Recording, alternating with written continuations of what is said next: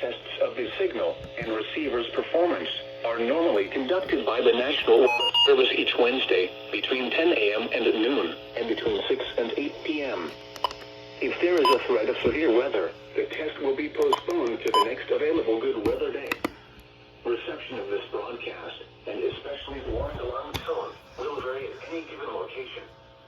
This variation, normally more noticeable at greater distances from the transmitter, can occur even though you are using a good quality receiver in good working order. The warning alarm tone will be activated for hazardous watches and warnings for the following counties: Collin, Dallas, Denton, Ellis, Hill, Hood, Hunt, Kaufman, Parker, Rockwall, and Tarrant. This concludes the test of weather radio station KEAS C56.